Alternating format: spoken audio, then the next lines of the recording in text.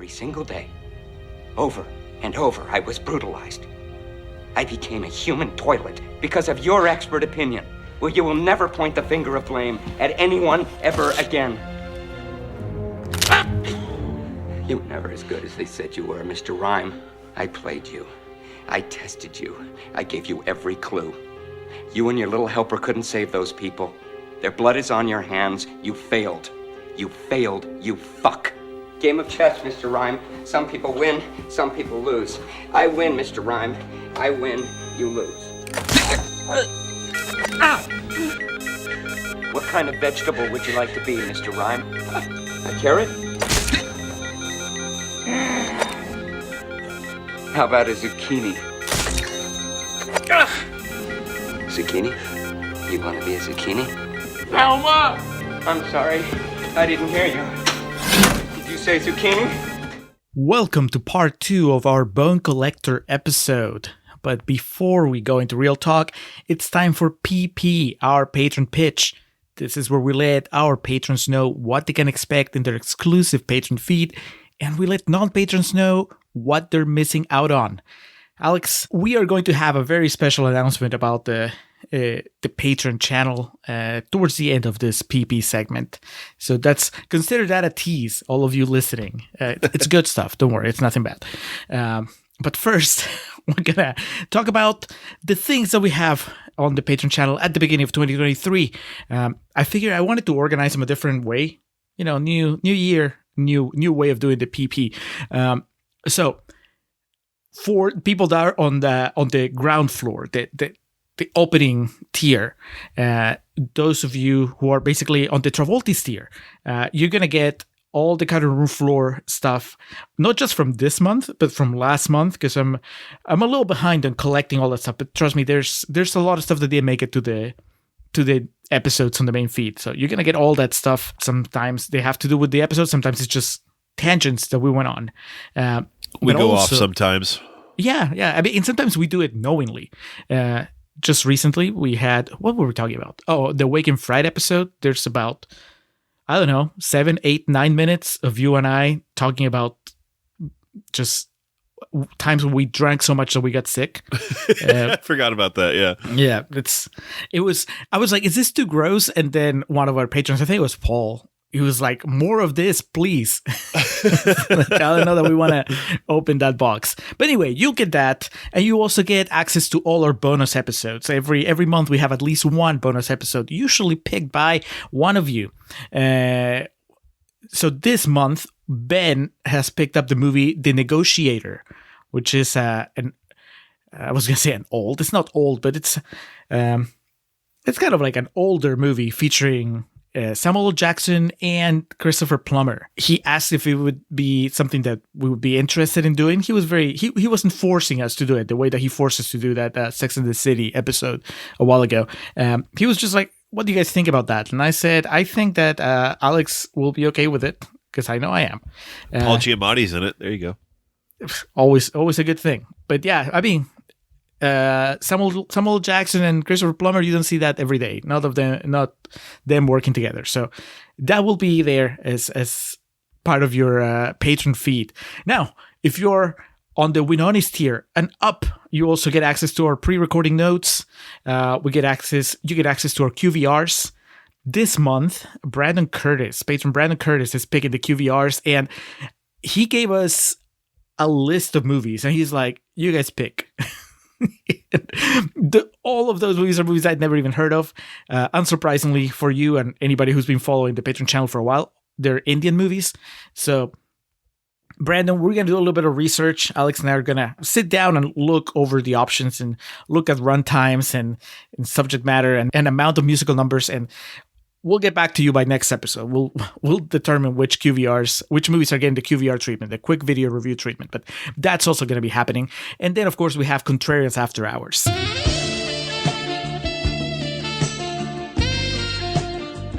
That's the spin-off show where we talk about other things that we've been watching, reading, listening to, playing, thinking about.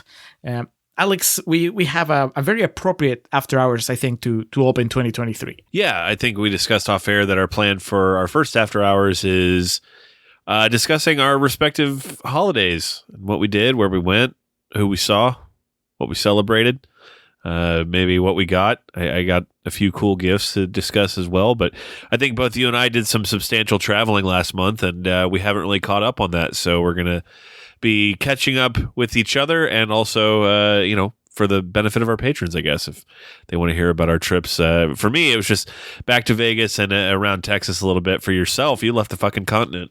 I did, and it wasn't even. Obviously, it was planned in the sense that it's not like we decided on a whim one day. Hey, let's go to Barcelona for Christmas, but it was certainly something that I was not expecting when 2022 started. But it was a very intense trip, a very lovely experience. Went with my wife and my mother to visit family in Barcelona, and I actually have like a lot of stuff to talk about. Some of it might be movie related. I'll tell you about some things that I kind of read or watched and I was aware of while I was there. But overall, it's going to be more along the lines of when you tell us about your Vegas trips, which is you doing all sorts of things that don't really fit with on the main feed. But on the Patreon feed, they're just right. So that'll be your after hours. What Alex and I did during the Christmas break. Now, here comes the big announcement for patrons. So, as we record this, it's January 4th. If you're a patron of any tier on January 4th, like right now, you're listening to it and you're a patron, okay, congrats, because regardless of the tier, you're going to get to give us a movie to do on the feed.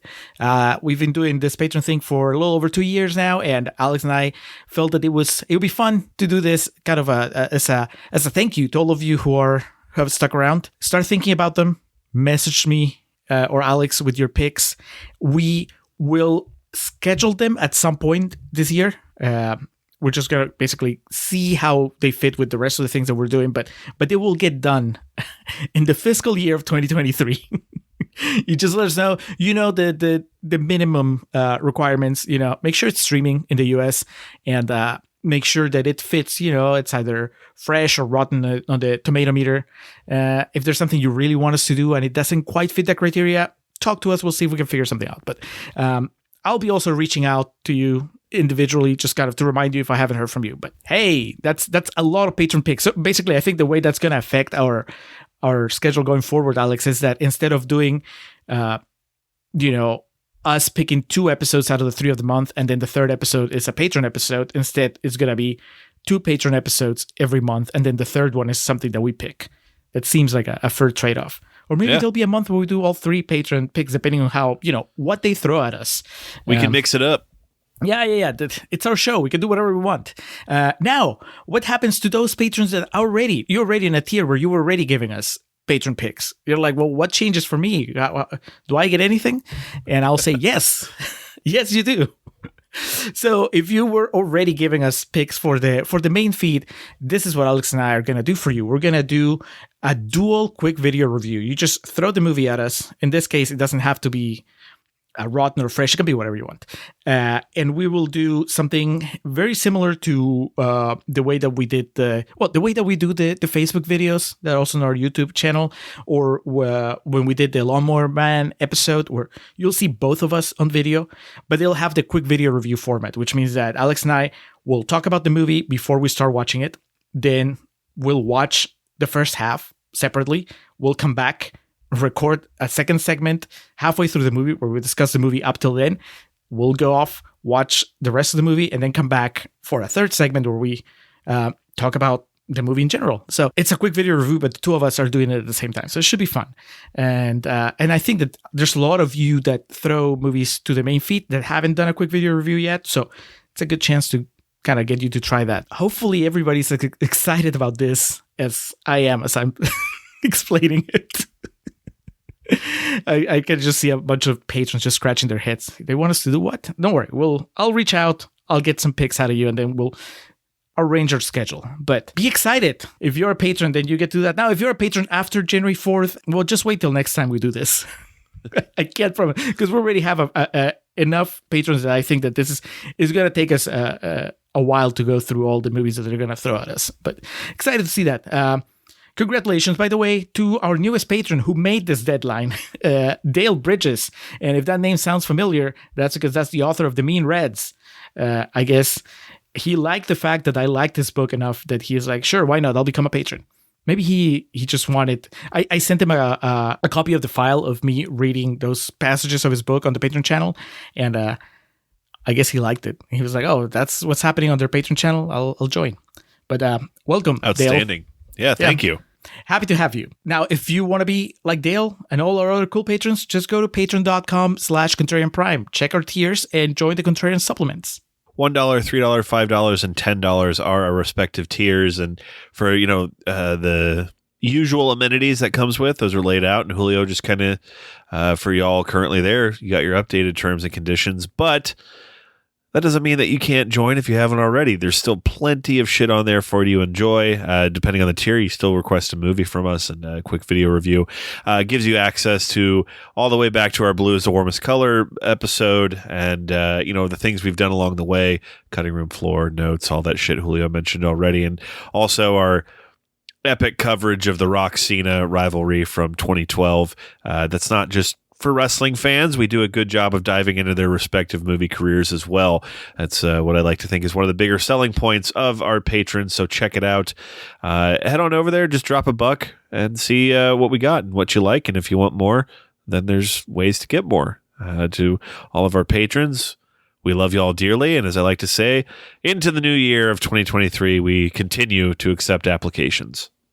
One final thing that I would like to pimp about our Patreon page, it's the feedback. So if you actually go to our Patreon page, you don't just get the feed on your podcatcher. You get to see people comment on the things that we post and sometimes correct us or enlighten us, such as patron John Amenta, who commented on our Black Christmas episode. Alex, do you remember we were talking about Margot Kidder and you were like, you were talking about a Superman TV show, and I said, no, she's from the movies. And I told you I don't think that there was a TV show until we got the Dean Cain, Terry Hatcher show. And then John wrote to let us know that there was a Superboy TV show before any of that. And he's like, Alex was probably thinking of that. And I responded, I'm pretty sure Alex wasn't thinking of that. I'm sure Alex didn't know what he was referencing. Do you remember watching a Superboy TV show? What? When would that have been? I knew there was something on TV before Terry Hatcher. And like not the fucking serial from way back in the day. Right. See, okay, so you were right and I was wrong. That's what it boils down to. Thank you, John, for shaming me in front of all the patrons. Looks like it ran from 88 to 92, so it would have been in syndication during my childhood. So that makes sense. That's likely what I'm thinking of. There you go. Mystery cleared. Either way, Margot Kidder is still awesome Black Christmas. For more on that, listen to our Black Christmas episode. It's an awesome movie. And now, we can go into real talk. These dysreflexia seizures are occurring more frequently. Buildup of fluid in my spine is a degenerative condition. We both know I'm waiting for the seizure that's going to make me a vegetable. So, The Bone Collector was released on November 5th of 1999, directed by Phillip Noyce, written by Jeremy Iacone, and based on The Bone Collector by Jeffrey Deaver. It's a movie that had a budget of nearly $50 million. This movie made $150 million, Julio. I couldn't believe that when I read that, but then it's like, yep, late 90s, Denzel Washington, holiday season, crime thriller. Of course, $150 million, no problem. Ed O'Neill. Would it make $150 today? It would make $150. You mean $150 million? Yes. I'm just messing with you. Probably not. No. Same cast, same release date. You got to be something, man. You can't just be having fun movie anymore. You gotta have an agenda, or you gotta be James Cameron. It's and by agenda I mean you have to be an event. Well, as we learned, Angelina Jolie wasn't quite the superstar that I thought she was at the time, which makes this a whole lot more interesting. Girl Interrupted would come out the next month, and she would go on to win the Academy Award for that. And yeah, I mean, joking aside, this movie's very fucking by the books, paint by numbers type shit, but $150 million at the box office makes perfect sense. 28% on Rotten Tomatoes. So before we get into our feelings, 28% of those accrued reviews were positive about this. What in favor of The Bone Collector, what were critics saying? All right, fresh quotes now. We're going to start with Harvey S. Carton from CompuServe, who says, "The Bone Collector is gripping, and Miss Jolie, for all her tentativeness in the acting department, is pleasant on the eyes." Harvey, come on. Yes, she is very attractive, but she's also a good actress. Do you think she's good at this one? Of all the movies to pick Angelina Jolie as like a sex icon, this one. She has 2 scenes where she is not just dressed as a cop, right? Like the opening with Cannavale, and then the Christmas party at the end. But but none of this is like fucking scorching hot Angelina Jolie. So I don't know. Well, tell that to Harvey S. Carton. Next, Lisa Schwarzbaum from Entertainment Weekly says Phillip Noyce creates an effectively shadowy, decrepit Gotham City. Phillip Noyce to direct the Batman sequel. And finally, Frederick and Marianne Broussard from Spirituality and Practice say a thriller that also manages to focus on the art of mentoring. The art of mentoring, Alex. The Whiplash connection. This is real talk. Let's get this out of the way right away. Is Denzel out of line with the way he treats Angelina and people in general in this movie? I don't. In like principle, no. This movie is just very like. I know writers that are subtle and they are cowards. You know that name. That's what this movie's. Nothing in this movie is subtle. So I'm not saying it's bad, to be clear, but yeah, obviously Denzel's character is way into the realm of like, I know what I'm talking about and you don't, so you should, adapt to what I'm telling you to do. But I think in principle, the idea of it is much like Whiplash. It obviously pays off. And to be clear, again, Whiplash is a far superior film. At no point in this, and I didn't even come close to thinking of like, there was no real point in this just based on its tone where I was like, yeah, I could see how people might be upset by this or interpret it a certain way. Whereas when we watch Whiplash, the whole time I was like, yeah, I could see how someone might have a different read on this, that type of thing. So yeah, I didn't think that people would be conflicted about it. If anything, I was just like, Angelina should be more upset. I wanted her to be more upset. Not necessarily the audience, but her character to just go, excuse me, you went digging through my files? Who the hell do you think you are to bring up my father's suicide and just psychoanalyze me in 5 minutes? And then she takes the straw from the juice and moves it just outside of like his reach. Yes. And the entire time, Queen Latifah's just watching from the corner, nodding. You tell him, girl. I think it's fair to say this movie did well and had looks like it had a pretty strong hold on the market there for a little bit. The weekend it was released was up against The Bachelor and The Insider. And then we had Dogma coming out shortly after.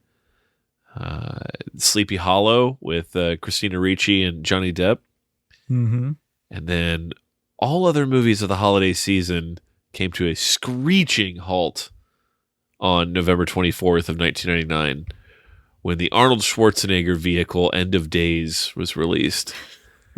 But do you know what else was released that day, Julio? 99. Too soon for the Polar Express, so no. You're on the right train of thought there with Tom Hanks' Toy Story 2. Oh, there you go. Which made over $500 million and basically just every other movie that came out in November and subsequently December just bent over and said, Buzz Lightyear to the rescue. So, of The Bone Collector, though, and this idea, I'm curious your thoughts on it. Do you? I think the tone is way too almost like saccharine for the type of movie it is. It's such a even I'm trying to like put now. I think it's like such a late '90s action movie. That's what I think when I watch this. But and when I try to put my mindset in the time of November 5th, 1999, if I was watching this and have the same like analytical lens that I do now, Do you think you'd be upset by this thing of Denzel like kind of pushing? Or I don't feel this movie at any point, no matter what period of time I was watching it, comes close to being serious enough for me to be upset by that. Yeah, no, it doesn't. This movie doesn't. It's just I don't want to say by the numbers because that's a little too harsh. But it's not doing anything new. Like the thing with Whiplash, the reason it's an actual talking point with Whiplash is because that's what the movie is about. That it builds on that conflict and it constantly pushes the boundaries of what you expect Fletcher to do and how you expect Miles Teller to respond and so on. This is just, I think 2 scenes of Denzel and Angelina Jolie kind of clashing over that, and then she gets over it, and then the movie doesn't ever question it. This is not a movie of that is really interested in making us think, hey, is Denzel in the right? This movie knows that Denzel is in the right from the beginning, and then it's just a matter of Angelina Jolie kind of like catching up to him. So there's no meat in those bones. What's there is good performances. And so that's good. I mean, that's the biggest asset this movie has is that, it has Denzel Washington, Angelina Jolie, and then all those all-stars in the background. Leland Erser included. Well, I think it's time to set the record straight, Mr. Rhyme. I'm trying to remember. I've been trying to remember for like an hour now. When was it that I brought up Seven? If it was an episode on the main feed, or if it was something on Patreon, or maybe we were just talking off mic. But just that idea that if you've seen Seven, or if you saw Seven in the window when we saw it, movies that are kind of like Seven very rarely rise up to that standard that Seven sets. And this is one of those. It's trying to be kind of like dark and fucked up, but in the end, it's just it can't commit to the darkness that Seven commits to. And so I love Luis Guzman, but he's there to be funny and to lighten things up. And Queen Latifah is there to, the fact that she gets killed at the end should be horrifying. But the movie kind of kills her for the shock of it, and then it's not addressed at all. Yeah. Like, I would have expected them to. She's a big character in the movie. The biggest what in the movie is when they figure out the last murder, and they're like, "Is he going to kill a cop? He did 3 scenes earlier." This poor cop pulled him over and got shot through the chest and just died on the street. And it's just, but it's exactly what you're saying. It's just by the numbers, by the books. It doesn't try to do anything. There's no risks taken, I guess, should be the best way to put that. And that's fine. This was in a time where, our patrons know we just went on a big tangent about movies now being released and whatnot. But it's, this was at a time where there were enough movies being made that you could get away with not taking any risks. And as long as you had a story that wraps up simply in the end and has a little bit of romance and some big names in it, you can get away with it. And that's what this is. It's not a great film by any stretch, but it is what it is. Yeah. You just want to go and have a good time for 90 minutes, 100 minutes at the movie theater. This will do the trick. And I think that at that time, in 1999, that was enough. Whereas now we're used to, I think that we've been conditioned to, it has to be, it doesn't even have to be meaning wise. It doesn't have to be about something, it doesn't have to be philosophical, but it still has to feel like it's a building block to something bigger. You know what I mean? This would be just part 1 of a 5-part story about, what's his name? Lincoln Rhymes? That's his name, yeah. Yeah. Instead of just this standalone kind of just serviceable thriller. So now this would be something that would be direct to streaming and not really get if we got a theatrical release, we'd be like, what? Why? It's just kind of underwhelming. But if you put it, in 99, I mean, I guess it's still, some of the things that it was doing might have been shocking enough that you would, because it can get pretty gruesome. There's some moments that just, I could see how they could be disturbing enough that you would say, yeah, this justifies the fact that I'm taking time out of my day to watch it, really give it my full attention. I saw that woman get cooked or at least I heard that woman get cooked by the steam, and I saw that guy get eaten by the rats, and that's right. And You know, Denzel and Angelina are hot, and Al Bundy is there. You were playing right about cop. that scene too. That it's made a lot better by the fact that you don't see, you just kind of hear it play out, and you see like the faces of terror and reaction. It's one of the more restrained and kind of well pulled off scenes in the movie. Is this better directed than Sliver? Yes. I mean, it's a better movie in every capacity, but It's not as titillating though as Sliver. well, I was reading here in my research that Angelina Jolie said in interviews that she shot nude scenes for the movie. So What? Phillip Noyce couldn't help himself, but he eventually cut them, feeling that they distracted from the story. And it's like, yeah, why would she need to be naked at any part in this movie? Was it just I guess there's no way of knowing, you know, was it just like a gratuitous, she goes and takes a shower, or was she actually, do we get to see her have sex with Cannavale? Probably both. Cannavale was just like, all right, I'm in.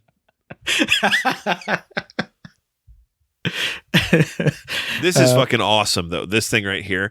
To confuse audiences and increase tension, Michael Rooker played the masked killer in several scenes. I think that's awesome. There you go.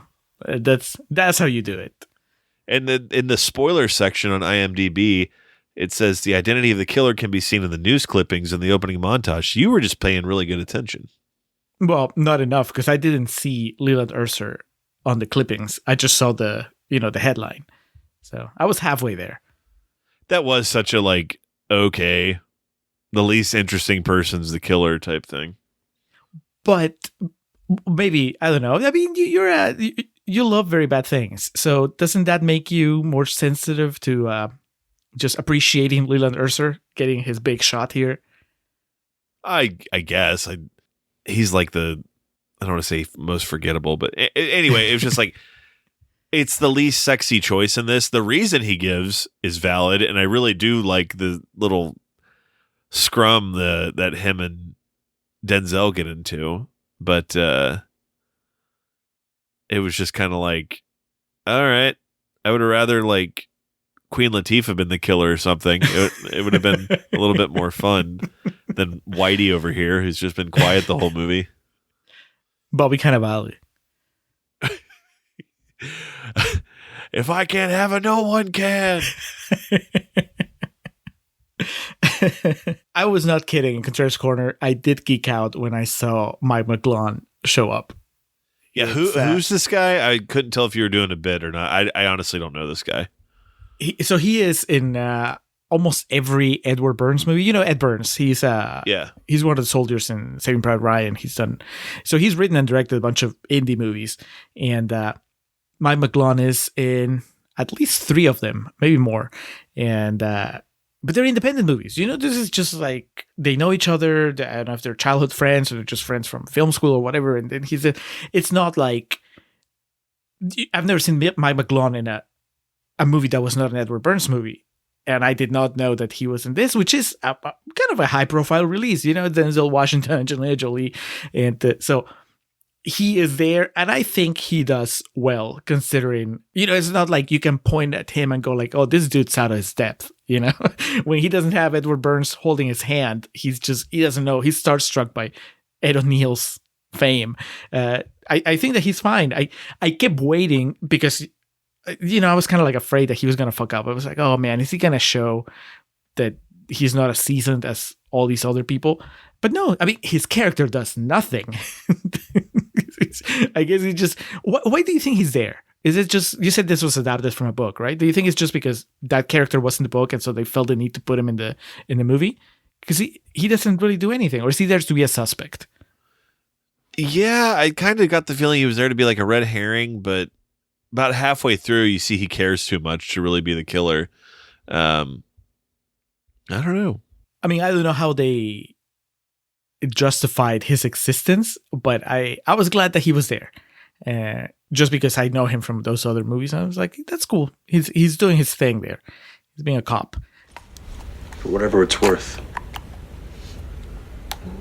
I thought what you did today was pretty damn terrific. But that actually reminds me that I felt like this movie... So I want to say that it has too many characters. Uh-huh. and maybe that is to its detriment. I like everybody there. I like Luis Guzman, and Luis Guzman's great. he's so good. But there was, I don't know. I wasn't kidding all the way when I said that there was a version of this movie that would just be Denzel and Queen Latifah doing the sleuthing. I guess that's more like Rear Window, where it's not this big sprawling operation, but it's just two people trying to figure it out.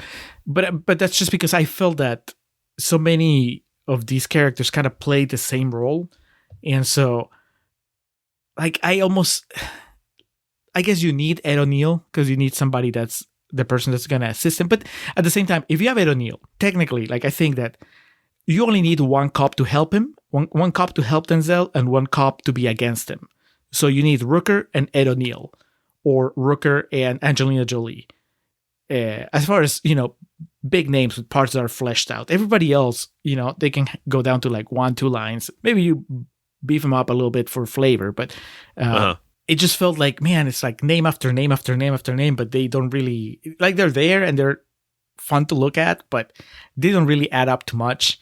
So I don't know. It's, if they made more of an impression, then maybe the movie overall would rank higher with me. But I just felt like you have such a good cast, and they're just kind of as, background characters.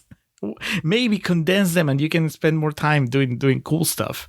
It's like, do you need Queen Latifah if you're already gonna have Angelina Jolie? I don't know. I think that there's a more economical way of tell this story, but of course it's less Hollywood. Like, how do you feel about Rear Window? I mean, I guess that's a fair comparison. Do you mean compared to this, or like? Right, because it's a different approach, but it's kind of like the same type of story, right? You have the one guy that's, let's say, the brains of the operation, but he's limited physically. There's only so much he can do, and so he employs other people to go on and explore, investigate for him, and then they report back to him, and he starts piecing things together.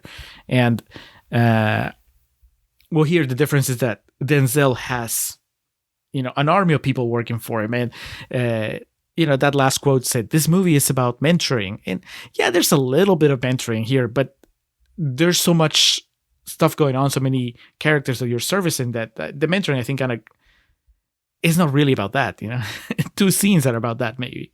Oh, yeah. This is classic turn of the millennium fucking movies of like, it's just very, very simple, straightforward, and then in the end we're going to act like it was about something bigger than that, and that's fine. That I would argue we are missing a lot of movies like this, but there's nothing past surface level in this. And Rear Window is a movie about like internal struggle and strife and fear and questioning oneself and actions and shit.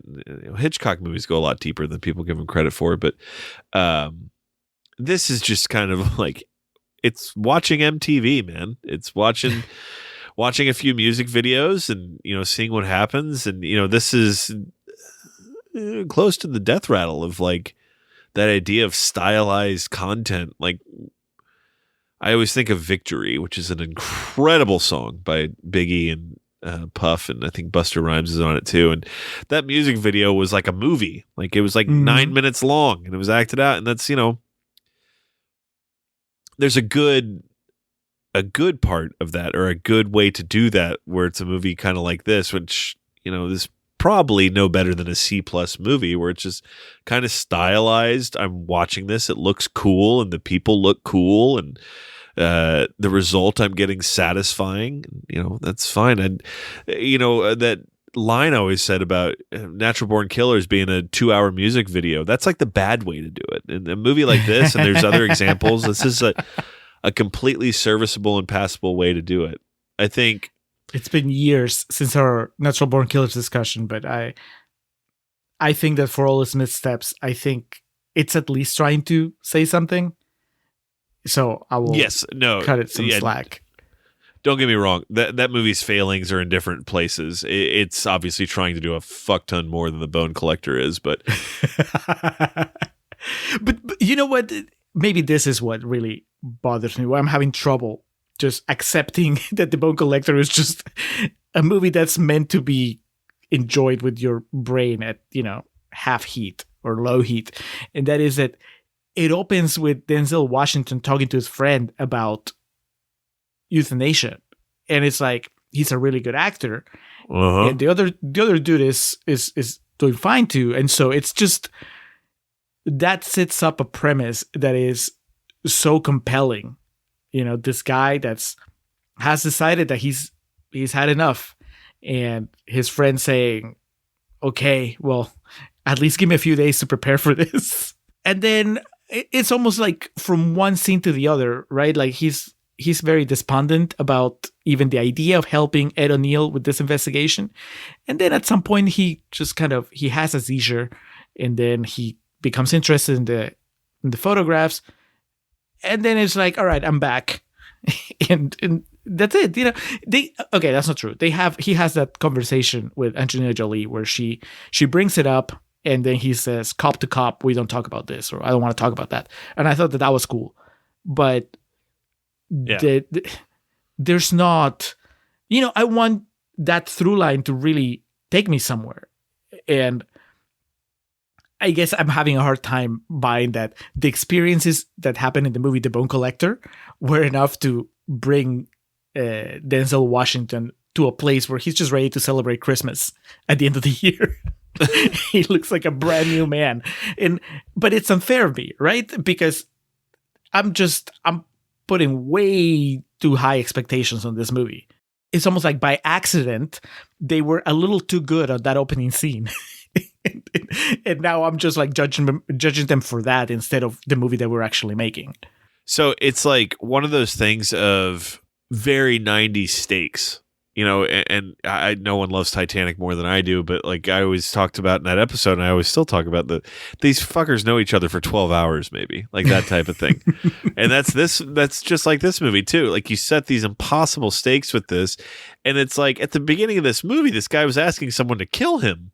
It's the tone, it goes all over the place, and it sets a very strange set of stakes and circumstances that now that's the problem. Like movies need to be like this from time to time. You can't make every movie like this, but they need to be silly, and they need to be so ridiculous.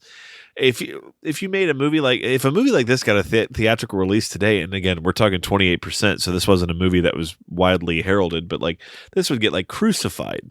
Like the idea that, well, in the beginning he was threatening suicide, and then it just went away. It's like, yes, I understand your gripe with that, but sometimes movies kind of need to be this. And this did break my 90-minute rule, but honestly, when I was thinking about it, wasn't really much you could cut out, and not much seemed completely unnecessary. Maybe if I went through with a fine-tooth comb, I could find 10 or 15 minutes you could eke out, but I'm pretty sure we disagree here. Do you think it would be a better movie if they remove the sort of hinted at romance between Denzel and Angelina? Because I think it would be. Yeah, like I think it works better if they're friends afterwards, like like a legit mentor, pupil type relationship. Because it's like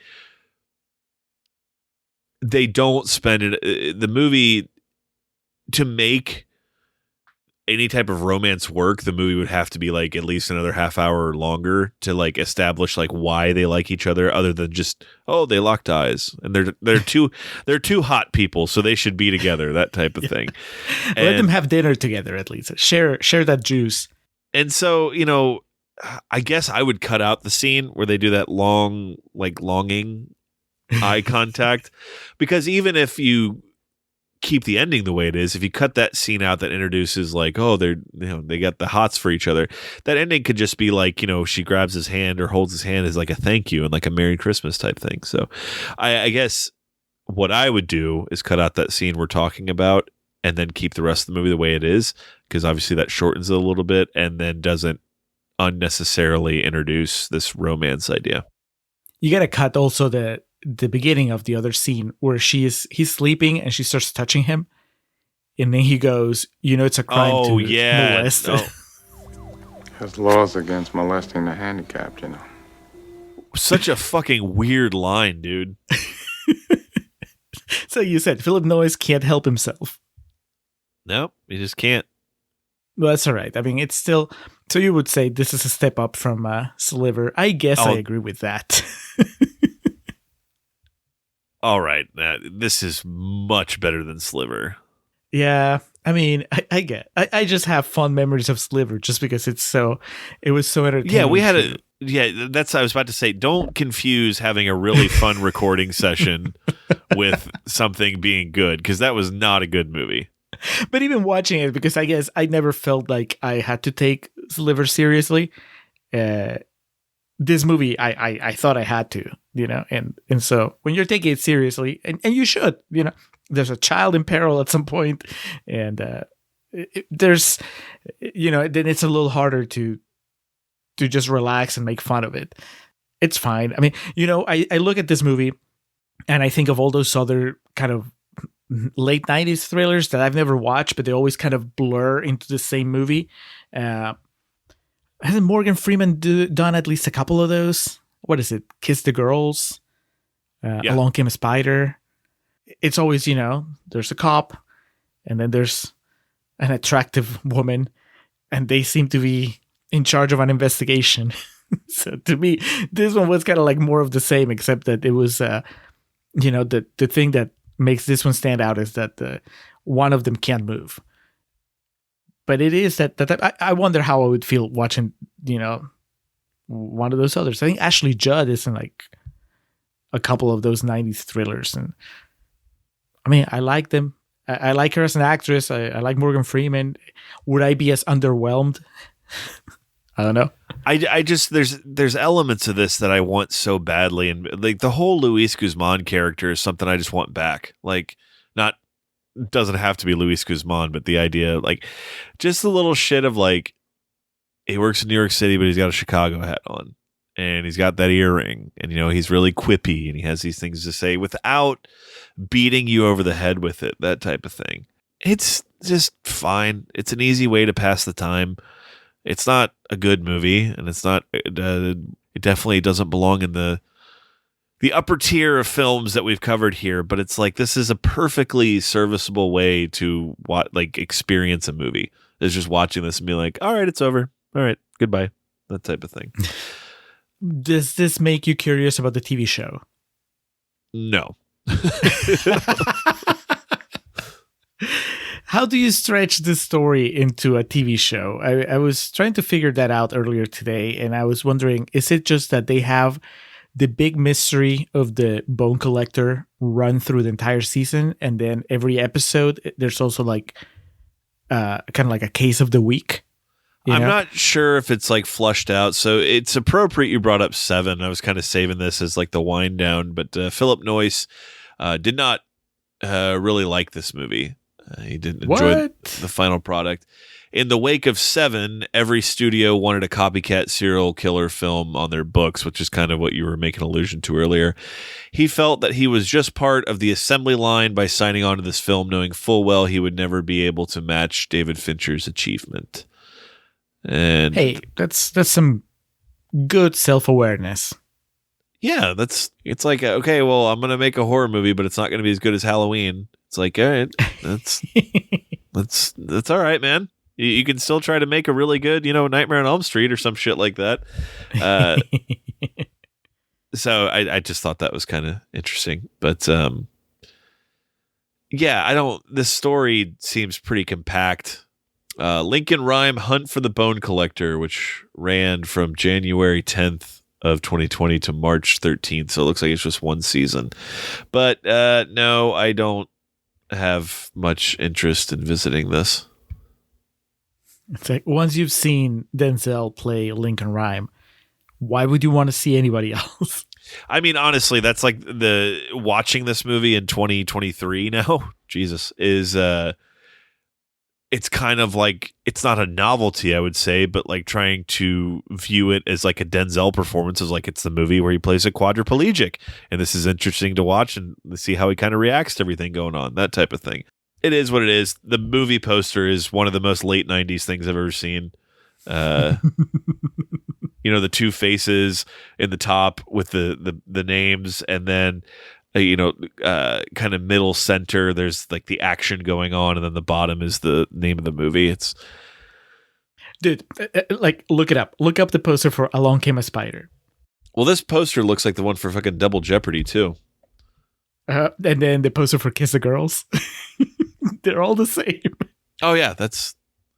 Well, dude, fucking Along Came a Spider has the broken glass. That's even bigger. It's, over Morgan Freeman's face. And then Double Jeopardy. Oh man, Double Jeopardy's got the knife in between them. Oh, it's so good. See, this is when I say it used to be better, this is what I mean. When we had just like these phases we went through with fucking movie posters. Now there aren't movie posters. Kiss the Girls has like a flame that looks like a face. Oh, dude, Kiss the Girls is the Double Jeopardy poster. Look up Double Jeopardy. It's the same fucking thing. I mean, they definitely let you know who's in the movie. It was a blessed time period, I guess, depending on your prerogative. But it was a simpler time, Julio. Look up one more, Alex. It's called She's the One, which could have easily been our Cameron Diaz pick for next episode. From what year? 96. Oh, the poster with everybody on it?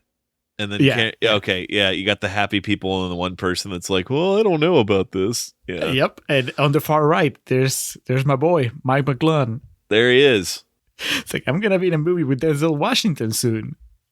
Oh, man. So this, like the adaptation of that poster in the mid-2000s, it might have been early 2010s, it was like that. You had the characters making all the kind of different faces and whatnot, but it was something borrowed, and He's Just Not That Into You, where they would be like squares, like it was like the Brady Bunch type shit, and then it would be like different characters, and then like random squares would have like flowers in it or some shit.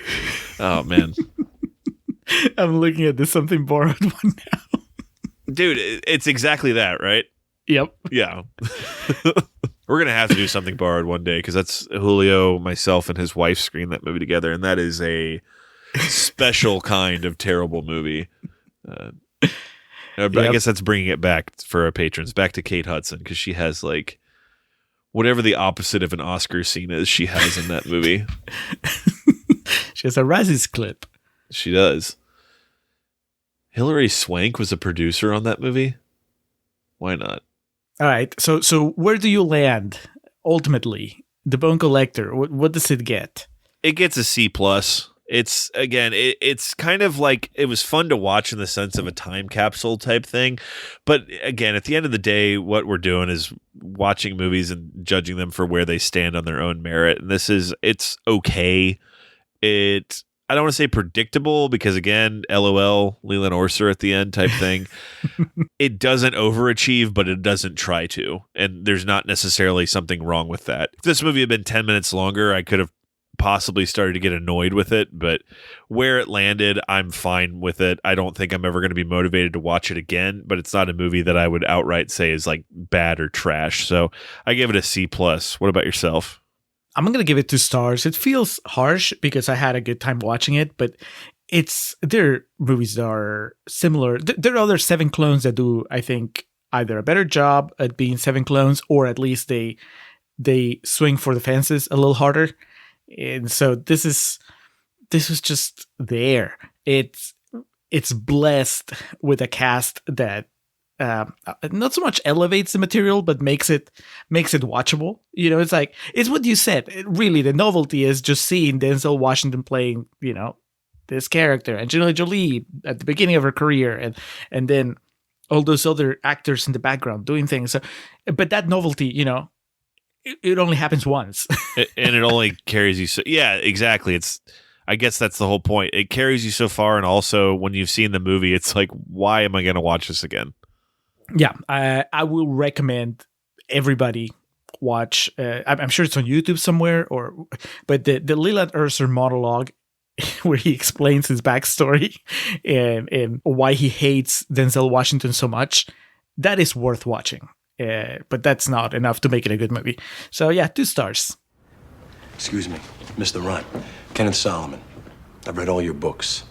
Scene of the crime at least a dozen times. It's great to actually meet you. What do you find these guys, Paulie? All right, Julio. That is The Bone Collector. What is on deck next?